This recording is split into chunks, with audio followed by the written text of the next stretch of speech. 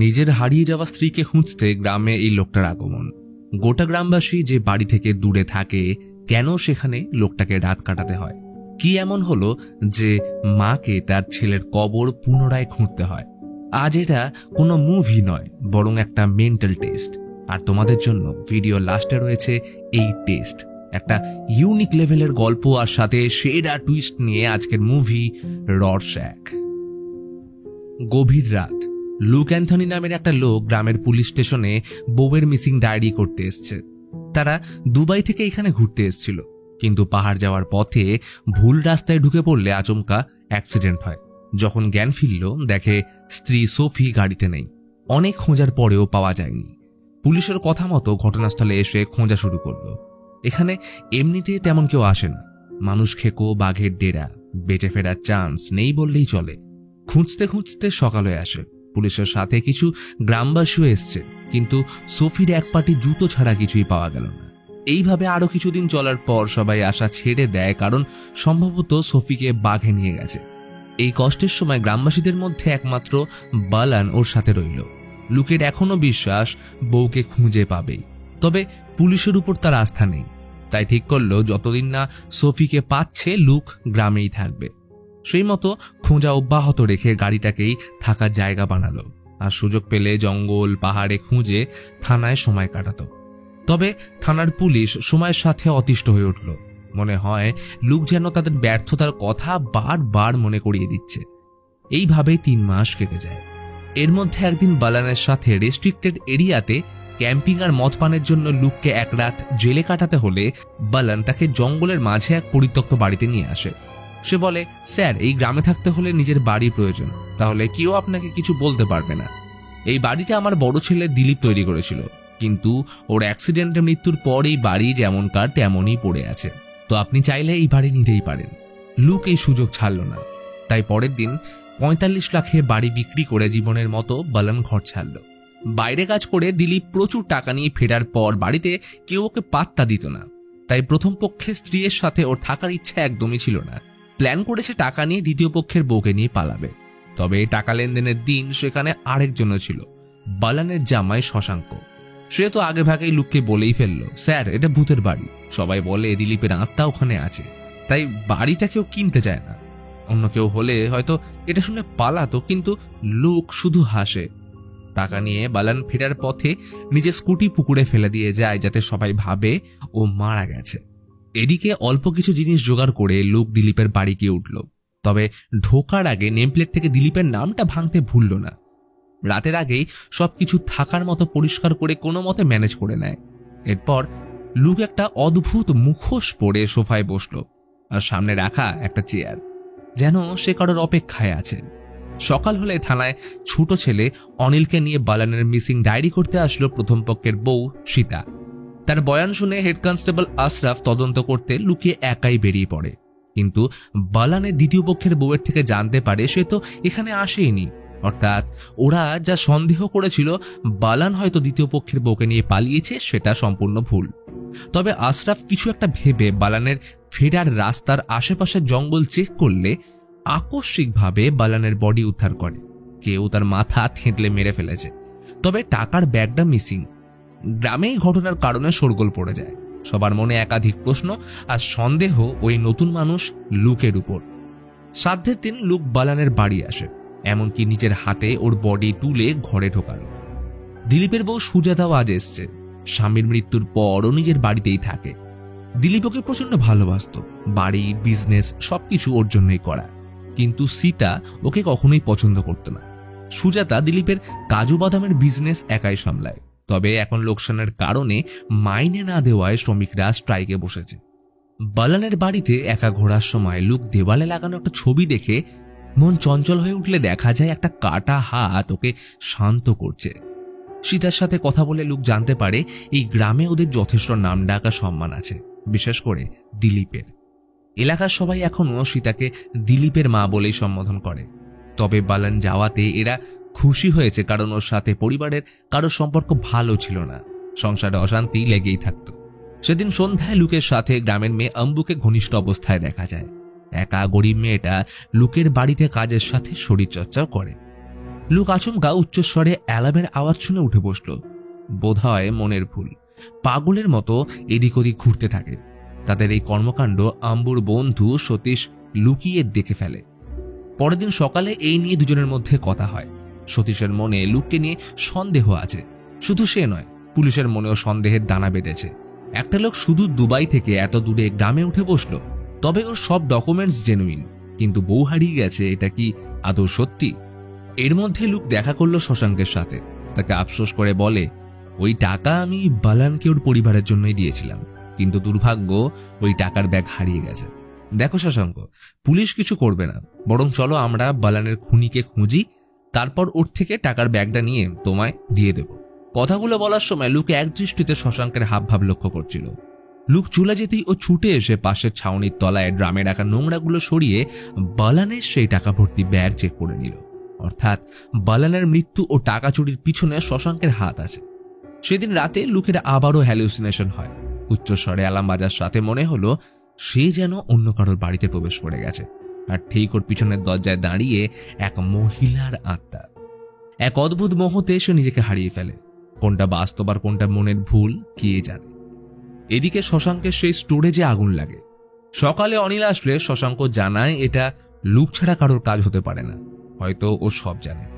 আসলে সেদিন বালান টাকা নিয়ে পালানোর সময় অনিল শশাঙ্কের থেকে টাকা লেনদেনের ব্যাপারে জানতে পেরে ওর বাবাকে ধরে ফেলে। তখন টাকা নিয়ে দুজনের মধ্যে ঝগড়া হলে রাগের মাথায় অনিল বালানকে মেরে ফেললে অনিল ও শশাঙ্ক বডি লুকোতে গেলে রোডে গাড়ি চলে আসায় দুজনেই বডি ওখানে রেখে পালিয়ে যায়। আর সেদিন থেকেই টাকার ব্যাগ শশাঙ্কের কাছে লুকোনো ছিল, যেটা হয়তো লুক চুরি করে নিয়ে গেছে। তাই অনিল আর শশাঙ্ক আজ রাতে লুকের বাড়ি সেই টাকার ব্যাগ চুরি করতে ঢোকে। কিন্তু লুকের থেকে নেওয়া কি অত সহজ? লুক দুজনকে শায়েস্তা করে ফেললে পালাতে বাধ্য হয়। শশাঙ্ক কোনো রকমে প্রাণে বাঁচলেও অনিলের রাস্তায় অ্যাক্সিডেন্ট হয়। তাকে হসপিটালে অ্যাডমিট করলে লুকের প্রথম পরিচয় হয় দিলীপের বউ সুজাতার সাথে। লুক কিছু একটা ভেবে চুপচাপ ওর দিকে এগিয়ে চলল, যেন মাথায় কিছু একটা চলছে। সুজাতার সাথে অল্প বিস্তর পরিচয় পর্ব সেরে হঠাৎ ফ্লার্ট করতে শুরু করে। এর কিছুদিন পর সীতা লুকের সাথে একান্তে দেখা করে জানালো দিলীপের ফ্যাক্টরি বন্ধ হতে চলেছে, লোকসানে জর্জরিত, শ্রমিকরা ধর্নায় বসে আছে। এদিকে অনিলের চিকিৎসার টাকাও শেষ। তাই প্রস্তাব দেয় কোম্পানি যেহেতু সীতা আর সুজাতার নামে আছে, তাই সীতার ভাগের অংশের বিনিময় কিছু টাকা ধারে। লুক প্রথমে রাজি না হলেও যখন জানতে পারে এই কোম্পানি দিলীপের ভীষণ প্রিয় ছিল আর সে পিঁচে থাকলে কখনোই এটা বেচতে চাইতো না, তাই লুক সুজাতার সাথে কথা বলে ফ্যাক্টরি বন্ধ হওয়ার ভয় দেখিয়ে সীতার অর্ধেক শেয়ার কিনে নেয়। তবে এই সবকিছুর মাঝে সতীশ ঠিকই এদের দুজনের উপর নজর রাখছিল, আর রাখবে নাই বা কেন, সুজাতার প্রাক্তন প্রেমিক বলে কথা। তাই আগুনে ঘি ঢালার মতো গোটা গ্রামে সফির মিসিং পোস্টার লাগিয়ে দেয়। তবে পুলিশ এটাকে লুকের কাজ ভেবে আরো ক্ষেপে ওঠে। একদিন আম্বুকে দেখা গেল লুকের গাড়িতে। আম্বুর জীবনে কেউ নেই, অভাব তার সঙ্গে। আম্বু হেসে বলে, স্যার আপনিও তো আমার মতো একা। তখন লুক হেসে উঠলে দেখা যায় ওর কাঁধে একটা মহিলার হাত। আম্বু তাকে সতীশের ব্যাপারে সাবধান করলো, স্যার কিছু একটা সন্দেহ ওর মাথায় ঘুরছে। আপনার গ্রামে আসা, দিলীপের বাড়ি, তারপর ওর ফ্যাক্টরি, আর এখন আপনার নজর সুজাতার উপর। জিনিসগুলো সতীশ ভালো চোখে দেখছে না। তবে লুক কিছু বলল না। আম্বুকে ওর বাড়িতে নামিয়ে সেই 45 লাখ টাকা ওকে দিয়ে দেয়। আজ দিলীপের মৃত্যুবার্ষিকী উপলক্ষে লুক সীতার সাথে দেখা করে। 2 বছর হয়ে গেল দিলীপ মারা গেছে। মায়ের মন মানতে না চাইলেও বাস্তবতাকে স্বীকার করতেই হবে। তবে আজও মনে হয় দিলীপ কোথাও যায়নি। ওর বাড়ি, ফ্যাক্টরি আর বউয়ের কাছে সে আজও রয়েছে। কথাগুলো শুনে লুক উঠে পড়ল। মুখ দেখে মনে হচ্ছে ওর মধ্যে পাহাড় প্রমাণ কষ্ট আর প্রতিশোধের আগুনে প্রতিদিন জ্বলছে। বাড়ি ফেরার পথে সতীশ লুকের গাড়ির টায়ার পাংচার করে ওর উপরে অ্যাটাক করলো, কারণ আম্বুকে সকাল থেকে খুঁজে পাওয়া যাচ্ছে না। তবে লুক ওকে মারতে চায় না, শুধু বলে তোমার জন্য একটা জিনিস আছে। কিন্তু এরই মধ্যে সতীশ লুকের মাথায় মেরে অজ্ঞান করে ফেলে। আসার পথে আম্বুর ফোন আসলো। ও একদম নিরাপদ আছে। সাথে বলল, সতীশ লুক স্যারের পিছনে ঘোরা বন্ধ করো, মানুষটা আসলেই ভালো। আম্বু ফোন রাখলে সতীশ কি মনে করে লুককে হসপিটালে নিয়ে আসে। বেলায় ডাক্তারের ফোন আসায় সুজাতাকে না চাইতেও হসপিটালে আসতে হয়, কারণ গ্রামে লুকের নিজের বলতে কেউ নেই। তবে লুক পুলিশে বয়ানে সতীশের নাম বলে না। যে পিছন থেকে মেরেছে লুক নাকি তাকে দেখেইনি। আঘাত গুরুতর না হওয়ায় তাকে ডিসচার্জ করলে সুজাতা ওকে বাড়ি আনে। কিন্তু এখানে লুক ওর সাথে আবার ঘনিষ্ঠ হতে গেলে সুজাতা ভয় পালিয়ে যায়। আর তখনই ঘটে এক অদ্ভুত কাণ্ড। লুকের শরীরের লোম হঠাৎ দাঁড়িয়ে গেলে এক অদৃশ্য শক্তি ওকে ঘুষি মেরে ছুঁড়ে ফেলে দেয়। আসতে থাকে একের পর এক আঘাত, কিন্তু আছাড় খাওয়ার পরেও লুক হেসে বলে, কিরে, অবশেষে তোকে আসতেই হলো। এদিকে ঘটে গেছে ভয়ানক কাণ্ড। দিলীপের কবরে জল জমে নষ্ট হয়ে গেছে, পচা গন্ধ বেরোচ্ছে। এখন একটাই উপায়, রীতি মেনে বডি নতুন করে কবর দেওয়া। কিন্তু দিলীপের হাড়গুলো বের করলে দেখা যায় ওর স্কাল মিসিং, যাকে বলে একদম হুলুস্থুলু কাণ্ড। তবে এই ঘটনার একদিন পর লুককে দেখা যায় বাড়িতে একা বসে বিড়বিড় করতে। কাউকে উদ্দেশ্য করে বলছে, যেটুকু বুঝলাম কাছের মানুষগুলোকে কষ্ট দিলে তোর খুব জ্বলন হয়, তাই না? হাসতে হাসতে লুক সিগারেটের ছাই ফেললে দেখা যায় টেবিলে রাখা দিলীপের স্কাল, আর সেটাকে ও অ্যাস্ট্রে বানিয়েছে। আসলে কিছুদিন আগেই লুক কবর খুঁড়ে দিলীপের মাথা বের করে এনেছে। তবে ঘটনা এখনো অন্ধকারে। লুক আসলে কে, তার বউ সোফি কোথায়, আর দিলীপের সাথে ওর কিসের সম্পর্ক? সেদিন সুজাতা কাজে না আসলে লুক ওর বাড়ি দেখা করতে আসে। মায়ের থেকে জানতে পারে ওর বাবা একসময় এলাকার গুন্ডা ছিল, কিন্তু এখন হাঁটতে চলতে পারে না। তার জীবনটা তো নষ্ট হয়ে গেছে, আর সুজাতারও হচ্ছে। এই কথা শুনে আচমকা লুক সুজাতাকে বিয়ের প্রস্তাব দিয়ে বসে। মা তো এক কথায় রাজি, মেয়ে না চাইতেও তাকে জোর করতে থাকে। এতে ওর জীবনটা বাঁচবে, সাথে ফ্যাক্টরিও হাতছাড়া হবে না। লুক বাইরে দাঁড়িয়ে কথাগুলো শুনে হেসে যায়, মানে সুজাতার মা রাজি। তাই সময় করে সীতাকেও লুক জানিয়ে আসে, কিন্তু সীতা ব্যাপারটায় খুশি হলো না। সে চায় সারা জীবন যেন সুজাতা দিলীপের বিধবা হয়ে থাকে। এর মাঝে লুক থানায় গিয়ে বয়ান দিল যে ওর মনে পড়েছে সেদিন সতীশ ওকে বাড়ি ঢুকে মেরেছিল। সেই মতো থানায় হাজিরা দিয়ে সতীশ দোষ স্বীকার করলেও যখন জানতে পারে লুক বয়ান দিয়েছে সতীশ ওর বাড়ি ঢুকে মেরেছিল, এটা শুনে তো অবাক। তাই পুলিশ ওকে কয়েকদিনের জন্য জেলে রাখলো। আর অন্যদিকে লুক সুজাতার সাথে বিয়ের কাজ সারে। তবে বাসর রাতে হঠাৎ লুক বিড়বিড় করে বলতে লাগলো, কিরে, দেখ কেমন মজা, আনন্দ লাগছে নাকি ভিতরটা জ্বলছে? দেখতে থাক, আরো অনেক কিছু আসবে তোর জন্য। বিয়ের পরের দিন সুজাতা ওকে না বলে কাজে গেছে দেখে লুক গাড়ি নিয়ে বেরিয়ে পড়লো ফ্যাক্টরির উদ্দেশ্যে। যতটা সময় পেল সুজাতার ক্লোজ থাকার চেষ্টা করে। লুক চায় সুজাতা কয়েকদিন ছুটি নেই, তাই পরের দিন সুজাতা যাতে অফিস যেতে না পারে তাই লুক ওর গাড়ি লক করে রাখে। কিন্তু এরপরও সুজাতা ফ্যাক্টরি চলে আসে। ইতিমধ্যে সীতা ছেলে ও উকিল জোসেফকে নিয়ে ফ্যাক্টরিতে আসে। অনিল সঙ্গে কয়েকজন গুন্ডাও এনেছে। জোসেফ বলেন দিলীপ সুজাতার নামে ফ্যাক্টরির অর্ধেক অংশ দিয়ে গেছিল, কিন্তু এখন বিয়ের পর সুজাতা ফ্যাক্টরির অংশীদার হতে পারবে না, তাই ওর অংশের ভাগ এখন সীতার নামে করতে হবে। কিন্তু সুজাতা পরিষ্কার জানিয়ে দেয় দিলীপের মৃত্যুর পর কোম্পানির কোনো কাজে ওদের বাড়ির কেউ আসেনি, শুধু সময় মতো লাভের ভাগ নিয়ে গেছে, তাই ফ্যাক্টরির এক অংশ ওদের দেবে না। এই নিয়ে দুই পক্ষের মধ্যে ঝামেলা লাগলে লুক আবার বিড়বিড় করতে শুরু করলো, আমি জানি তুই এখানেই আছিস, সামনে আয়, দেখ তোর নিজের লোকেরা ঝগড়া করছে, কিরে আসবি না? আর তখনই দেখা যায় মুখোশ পড়া এক আত্মা সুজাতার পাশে দাঁড়িয়ে এক দৃষ্টিতে লুকের দিকে চেয়ে, যাকে লুক ছাড়া কেউ দেখতে পাচ্ছে না। ওকে দেখে লুক বাঁকা হেসে বলল, ওয়েলকাম ব্যাক। তখনই গুন্ডারা লুকের উপরে অ্যাটাক করলে লুক সবাইকে মেরে উকিল সহ তাড়িয়ে দেয়। কিন্তু সুজাতার মনে একাধিক প্রশ্ন। লুক প্রথমে দিলীপের ফ্যাক্টরির অংশীদার হলো, অনিলদের সাথে মারপিট করে ভাগালো, কিন্তু এর কিছুদিন পরেই আবার সে নিজেই ফ্যাক্টরির অংশ হস্তান্তর করে দেয়। কিন্তু অনিলদেরও এই ফ্যাক্টরি লসের দায় বন্ধ করতে হলো। তাহলে সীতার মায়ের এত আনন্দ কেন? লুক কি চাইছে? এই সকল প্রশ্নের সাথে কনস্টেবল আশরাফও চিন্তিত। এর মধ্যে সুজাতা একদিন নিজের বাড়ি পালিয়ে আসে। মাকে বলে লুকের সাথে বিবাহিত জীবন কাটানো সম্ভব নয়, শুধু মনে হয় এই লোকটা তার উপর কোনো পূর্ব বদলা নিচ্ছে। এটা নিয়ে একটা সময় সুজাতা ওকে সাহস করে কনফ্রন্ট করলে লুকের হঠাৎ হাতের লোম দাঁড়িয়ে যায়। দেখে সুজাতার পিছনে দাঁড়িয়ে সেই আত্মাটা রাগে ফুঁসছে। এর মধ্যে সে ব্যাঘাত ঘটালো আশরাফ। সে বেশ কিছুদিন ধরে পার্সোনালি তদন্ত করে লুক ও দিলীপ সম্পর্কিত বেশ কিছু তথ্য উদ্ঘাটন করেছে, এবং এরই সাথে রিভিল হয় গল্পের একটা বড় টুইস্ট। দিলীপ কাজের সূত্রে 2 বছরের জন্য দুবাই গেছিল। সেখান থেকে ফিরে এসে এত বিশাল বাড়ি, ফ্যাক্টরি, ব্যয়বহুল জীবন দেখে মনে হতো দুবাইতে ওর লটারি লেগেছে। তবে দিলীপের আরো একটা পরিচয় ছিল চোর হিসেবে। প্রথমে ওর উপর কোনো সন্দেহ না হলেও একদিন লোকাল পেপারে দিলীপের এক পার্টনার সাফির হত্যার খবর আসে। সাফি দুবাইতে কারোর বাড়িতে চুরি করতে ঢুকেছিল, কিন্তু বাঁচার তাগিদে সে বাড়ির এক মহিলাকে মেরে পালাতে গেলে সে মহিলার স্বামী সাফিকে গলা টিপে হত্যা করে। কিন্তু পুলিশি বয়ানে সেই মহিলার স্বামী বলেছিল ঘরে দুজন নয় একজনই ঢুকেছিল। আর সেই সূত্র ধরে আশরাফ সাফির বাড়ি গেলে লুকের ছবি দেখিয়ে জানতে পারে লুক কিছুদিন আগে তাদের বাড়ি এসেছিল। আর এটাই ছিল তার সবথেকে বড় ভুল, কারণ সাফির বাড়ির লোকের কথা অনুযায়ী সেদিন সাফি একা নয় বরং ওর সাথে দিলীপ ছিল। আর খুনটাও দিলীপ করে টাকা চুরি করে পালিয়েছিল, যার কারণে গ্রামে এসে ওর বিলাসিতা বেড়ে যায়। আর সবথেকে বড় রহস্য, দুবাইয়ের বাড়িতে মৃত সে মহিলার নাম ছিল সোফি, এবং যে সাফিকে হত্যা করেছিল সে আর অন্য কেউ নয়, স্বয়ং লুক। অর্থাৎ এই গ্রামে লুক নিজের বউকে খুঁজতে আসেনি, বরং এসেছে ওই চুরি যাওয়া টাকার কারণে। কিন্তু আশরাফের কথা শুনে লুক হেসে বলে ও যে পরিমাণ টাকা চুরি করে এখানে এসেছিল তার থেকে বাড়ি ফ্যাক্টরি বানালেও ওই টাকার মোটে 20% দিলীপ খরচা করতে পেরেছে। এই ভেবে লুক এখানে আসলেও সেই টাকা না পেলে সে সুজাতাকে ফাঁসায় এই ভেবে যদি টাকার ব্যাপারেও জানে।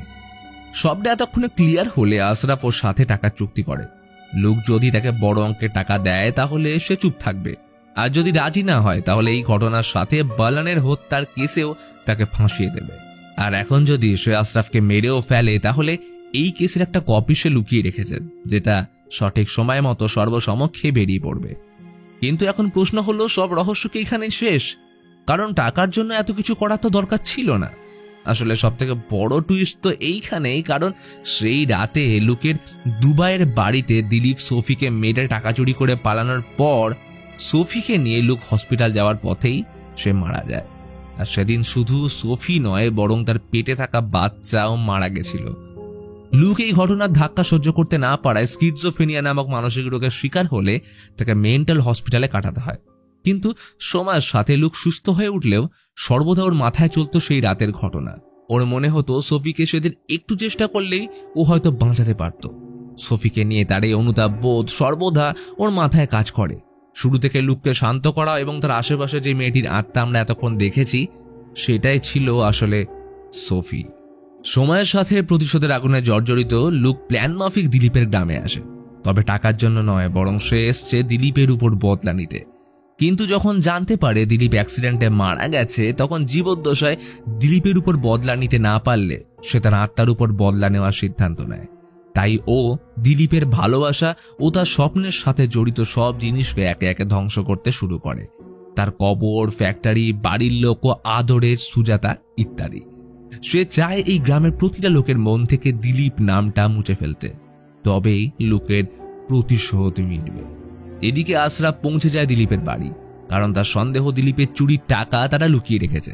সে অফার করে যে তার কাছে দিলীপের বিরুদ্ধে সব প্রমাণ আছে, তাই টাকা নিজেদের মধ্যে ভাগ করলে আশরাফ মুখ বন্ধ রাখবে, আর এমন যদি না হয় তাহলে গোটা গ্রামে তাদের সম্মান ধুলোয় মিশিয়ে দেবে। কিন্তু বাস্তবে এদের কাছে টাকা তো ছিলই না। তবে আশরাফ ওদের কথায় বিশ্বাস না করলে ব্ল্যাকমেল করার চেষ্টা করে।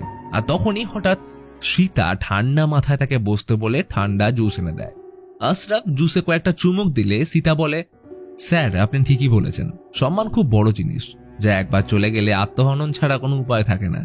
এই যেমন আমার স্বামীর দ্বিতীয় সম্পর্ক জেনে একদিন বিষ এনেছিলাম ওকে খাওয়ানোর জন্য, ভাবিনি সেটা আজ কাজে লাগবে।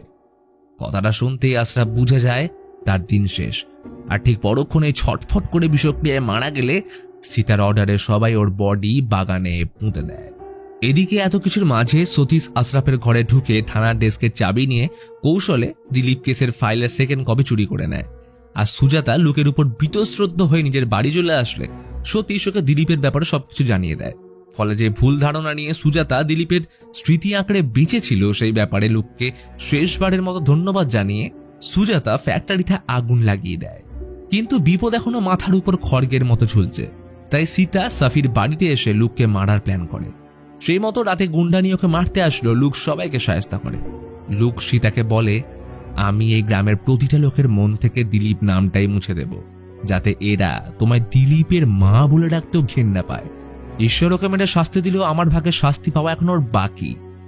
কথাগুলো বলার সময় লুক ওর সামনে দিলীপকে দেখতে পায়, যেন সে তার পরিবারের পাশে মৃত্যুর পরেও প্রতিটা ক্ষণে বিদ্যমান। সাফির বাবাও তার সাগরের লুককে মারতে এলে সবাইকে একে একে শেষ করার পর লুক সীতার সামনে অনিলকেও মেরে ফেলে। ওই রাতে সুজাতা ও সতীশ থানায় এসে দিলীপের সব কেস ফাইল দিয়ে লুককে গ্রেপ্তার করতে বলে। আর অন্যদিকে শশাঙ্ক প্রাণের ভয় আশরাফের খুনের দায় আত্মসমর্পণ করে পুরো ব্যাপারটা জানিয়ে দিলে পুলিশ সীতাকে গ্রেপ্তার করে। অনিলকে আশরাফ ও বালানের খুনের দায়ে অভিযুক্ত করলেও তাকে কোনোদিনও পাওয়া যায়নি, কারণ লোক নিজের বাড়িতে ওকে পুঁতে দিয়েছিল। গ্রামে দিলীপ সহ ওর পরিবারের সকল সত্য সামনে আসলে ওদের বাড়ি এবং গ্রামে যত দিলীপের নামে স্থাপত্য ছিল সেগুলো গ্রামবাসীরা ভেঙে ফেলে। সীতাও ইতিমধ্যে বালান খুনের কেসে অনিলকে বাঁচানোর জন্য আশরাফকে মারার দায় স্বীকার করে নেয়। যে মানুষটাকে গ্রামের সবাই সম্মান ও ভালোবেসে দিলীপের মা বলে ডাকত, আজ তারা সবাই বলছে সীতার ছেলে বলে কথা, ওরা তো ওর মতনই হবে। দিলীপের যে সম্মান নিয়ে সীতা গর্ব করত সেটা আজ ধুলোয় মিশে গেছে।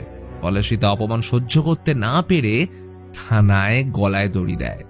এর মধ্যে সবাইকে অবাক করে লুক থানায় এসে আত্মসমর্পণ করল। তার কাজ সম্পন্ন হয়েছে। লুক মৃত দিলীপের আত্মাকে যেন পুনরায় মারল। শুধু তাই নয়, ও চোখের সামনে গোটা পরিবারকে শেষ হতে দেখল। আর সবশেষে এমন অবস্থা করলো যাতে ওই পরিবারে আর কোনো দ্বিতীয় দিলীপ জন্ম না নেয়। লুক এখন জেলে, ওর পাশে বসে রয়েছে সোফি। লঙ্কা রাজ্যে আগুনে ধ্বংস করার পর অবশেষে লুক দিলীপের আত্মাকে দেখে তার ছিল্লের হাসি দিয়ে বলে উঠল, ওয়েলকাম ব্যাক দিলীপ। আর এটার সাথেই মুভি এখানে শেষ হয়।